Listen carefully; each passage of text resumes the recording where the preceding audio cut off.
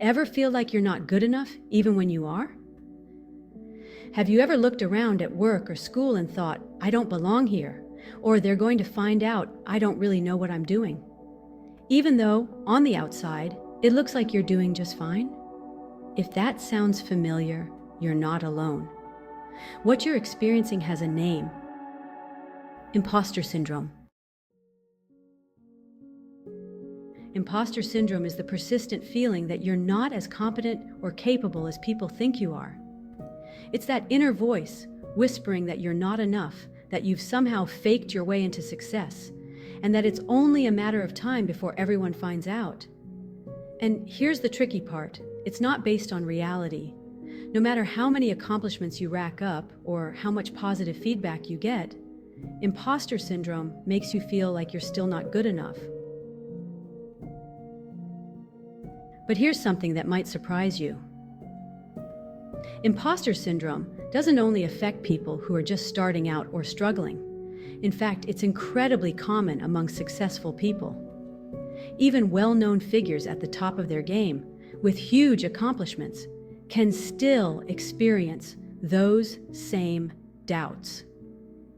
According to research, around 70% of people will experience imposter syndrome at least once in their lives.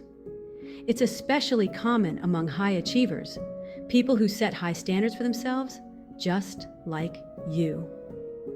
So, if you've ever felt like a fraud despite your hard work and qualifications, remember that you're definitely not alone. Now, how do we deal with this overwhelming self-doubt? Let's go over 6 practical ways to help you overcome imposter syndrome. Number 1, acknowledge it. The first step is to recognize that what you're feeling is imposter syndrome. Simply being aware that these feelings are common and often irrational can help you separate fact from emotion. Tell yourself, this is imposter syndrome talking. And remember that it's not reality. Number 2, challenge your negative thoughts. Whenever you catch yourself thinking things like, I'm not good enough or I just got lucky, stop and challenge those thoughts. Ask yourself, what evidence do I have that I'm not capable? Look back at your accomplishments, projects you completed, goals you've achieved, and remind yourself that those weren't accidents. They happened because of your skills and effort. Number 3, talk to someone. Opening up about your feelings can be a powerful way to gain perspective. Talk to a friend, mentor, or even a colleague. You might be surprised to hear that they've experienced similar feelings of self-doubt. Sometimes, just knowing that other people feel the same way can be a relief. Number 4, stop comparing yourself to others. Comparison is one of the biggest triggers of imposter syndrome. But here's the thing, everyone's journey is different. You don't know the full story of someone else's life, their struggles, or the effort they've put in.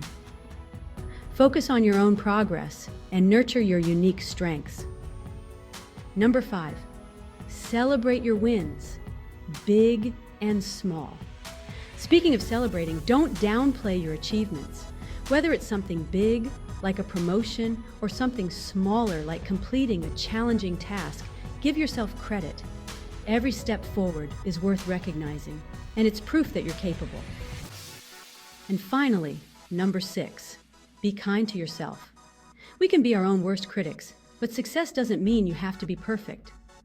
Mistakes are part of learning, and nobody gets everything right on the first try. Be patient with yourself and trust the process. Remember, growth takes time. Imposter syndrome can be tough to overcome, but remember, feeling like a fraud doesn't mean you are one. It just means you're human. The key is to not let those feelings hold you back. With self-awareness and the right strategies, you can move forward confidently and truly own your success. Thank you for watching. If you found this video helpful, please give it a thumbs up and subscribe for more insightful content about psychology, self-help, and personal growth. See you in the next video.